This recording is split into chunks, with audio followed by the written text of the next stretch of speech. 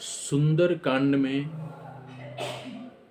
प्रत्यक्षतः जो बड़ी घटना नजर आती है वह लंका दहन है, यानी भीषण अग्निकांड। इसके अलावा और बहुत सी चीज़ें जो एक सभ्य समाज में नहीं होनी चाहिए वो लंका में होती हैं। संत का अपमान होता है, नारी का अपमान होता है, वहाँ के राक्षस मनुष्य, भैंस, गधे, बकरों आदि को खाते हैं। बावजूद उसके गोस्वामी जी ने इस कांड का नाम सुंदर रखा है, तो जरूर कोई एक सुंदर धारा इसमें अंतर्निहित होगी।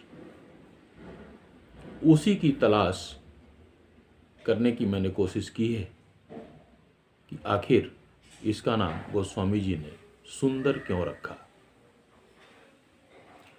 दरअसल इस कांड की कथा में भक्त की एक अंतरधारा प्रवाहित होती रहती है। हनुमान जी संत हैं और एक संत की या एक साधक की पूरी यात्रा सुंदरकांड है। एक साधक के जीवन में किस तरह की कठिनाइयाँ आती हैं, किस तरह की वृत्तियाँ सिर उठाती हैं, लोभ, भय, अहंकार किस तरह मार्ग रोकने की कोशिश करते हैं, और फिर जब साधक इनसे पार पा जाता है तो सत्संग की प्राप्ति होती है। लंका में विभीषण से मुलाकात होती है और सत्संग से भक्ति का द्वार खुलता है। सीता जी भक्ति हैं।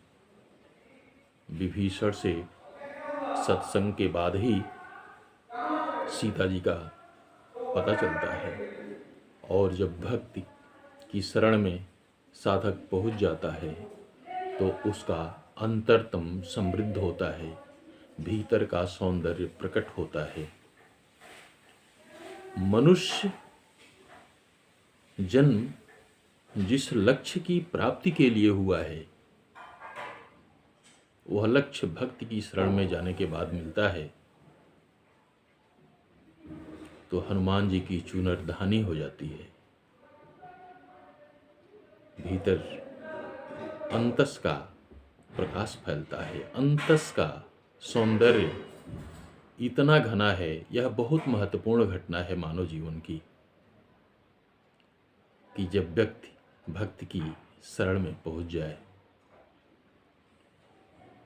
तो बाहर की चीजें व्यर्थ हो जाती हैं। जब भीतर का प्रकाश फैलता है तो बाहर का सौंदर्य व्यर्थ हो जाता है। लंका दहन और अशोक वाटिका को उजाड़ने की घटना बाहर के सौंदर्य के व्यर्थ हो जाने की खबर है। अब पूरा घटनाक्रम देखिए। हनुमान जी की यात्रा शुरू होती है, एक साधक के रूप में यात्रा शुरू होती है। सबसे पहले लोभ प्रकट होता है। मैनाक पर्वत के रूप में यह सोने का पहाड़ है। सोना मिल जाए तो लगेगा ये तो समाधान है, समस्या नजर नहीं आएगी उसमें। लेकिन हनुमान जी को समस्या नजर आती है।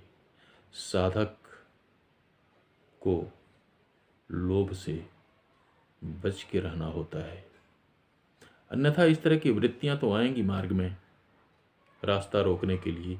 जब भी यात्रा शुरू होती है तो ये वृत्तियां आती हैं, और ये वृत्तियां बाहर की नहीं हैं, अपने भीतर की हैं। लोभ है, क्रोध है, अहंकार है, भय है। ये सारी चीज़ें हमारा मार्ग रोकने के लिए आती हैं। हनुमान जी उसे प्रणाम करके आगे बढ़ जाते हैं। अहंकार के रूप में सुरसा सामने आती है। साधक जब साधना की शुरुआत करता है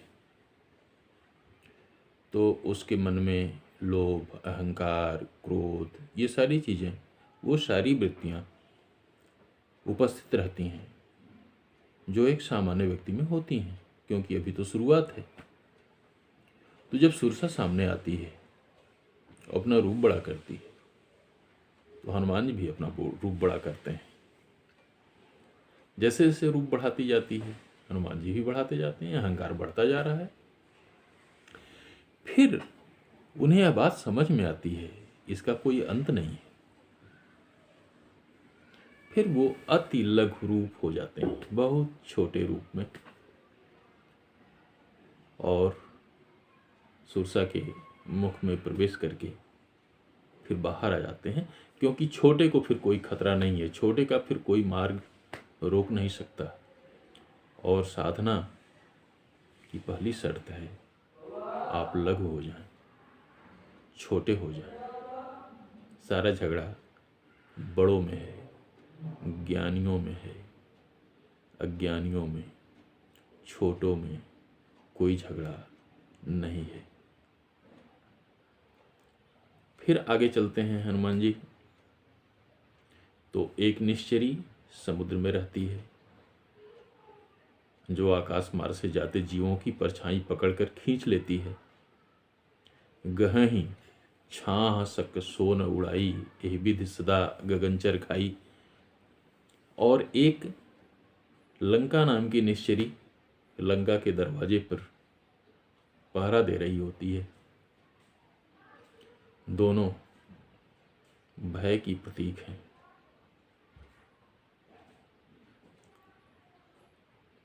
दोनों से हनुमान जी बहुत धैर्य के साथ मुक्ति पाते हैं। और जब इन वृत्तियों से आगे बढ़ते हैं तब लंका में सत्संग की प्राप्ति होती है विभीषण के साथ। सीता जी भक्ति हैं, और भक्ति राक्षसों के बीच में है। चारों तरफ अनाचार है, अत्याचार है, उसके बीच में भक्ति है। कृष तनु शीस जटायक बेनी, जपति हृदय रघुपति गुण श्रेणी। यही स्थिति भक्ति की तुलसीदास जी के समय में थी। चारों तरफ अनाचार, अत्याचार, उपद्रव, इस तरह की स्थितियां थीं, और उस समय भक्ति बहुत ही कृशकाय हो गई थी। शायद आज का भी दौर कुछ ऐसा ही है। तो राक्षसों के बीच में, भयंकर के बीच में भक्ति वहाँ स्थित है। हनुमान जी लंका में प्रवेश करते हैं तो संत विभीषण से मुलाकात होती है। स्थितियां बिल्कुल प्रतिकूल हों, चारों तरफ राक्षस हों, अनाचार हो, अत्याचार हो, मानवीय संवेदनाओं को नष्ट किया जा रहा हो, मूल्यों को नष्ट किया जा रहा हो, बावजूद इसके वहाँ संत उपस्थित होता है। विभीषण की उपस्थिति इसी बात का संकेत है। विभीषण से हनुमान जी की मुलाकात होती है, वहाँ सत्संग होता है, और सत्संग से सीता जी का पता चलता है, यानी भक्ति का पता चलता है। सत्संग द्वार है भक्ति का, सत्संग से ही भक्ति का मार्ग खुलता है।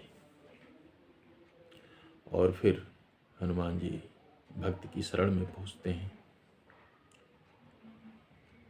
आशीर्वाद मिलता है उन्हें,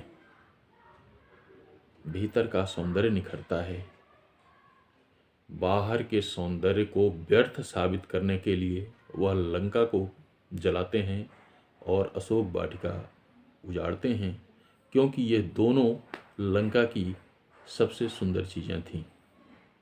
लंका स्वयं में, स्वर्णमयी लंका बहुत सुंदर थी और अशोक वाटिका भी बहुत ही सुंदर थी, और जिस पर्वत पर थी उसका नाम भी सुंदर है। मुझे तो लगता है कि वहाँ संत और भक्त की भेंट हुई।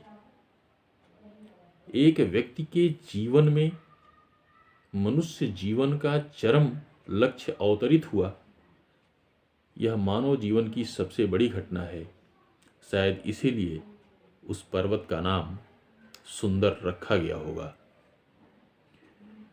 फिर वहां से हनुमान जी एक ही छलांग में ब्रह्म की शरण में आ जाते हैं। भक्त में छलांग ही लगती है। जब भक्ति की शरण में आप चले जाते हैं तो क्षण भर की देर नहीं लगती और साधक छलांग लगा लेता है और फिर वे ब्रह्म की शरण में, भगवान राम की शरण में एक ही छलांग में आ जाते हैं। मनुष्य जीवन की कथा यह है कि वह ब्रह्म से विलग होता है, फिर भक्त की यात्रा करते हुए भक्ति को प्राप्त करता है और पुनः ब्रह्म में विलीन हो जाता है। हम ब्रह्म की ही संतान हैं, ब्रह्म के ही अंश हैं। ईश्वर अंश जीव अविनाशी, उसी से टूटे हुए हैं और उसी में मिलकर हम अपनी पूर्णता को प्राप्त करेंगे। यह सबके साथ है। जो भी टूटा है अंततः उसी में जाकर विलीन होगा। कोई पहले हो जाएगा, कोई बाद में होगा, लेकिन होना सभी को है। सभी को वहीं पहुंचकर पूर्ण विश्राम मिलना है, और जब तक पूर्ण विश्राम नहीं मिलता तब तक तृप्ति संभव नहीं है। यही सुंदरकांड का आंतरिक सौंदर्य है, जिसके आधार पर मुझे लगता है तुलसीदास जी ने इस कांड का नाम सुंदर रखा।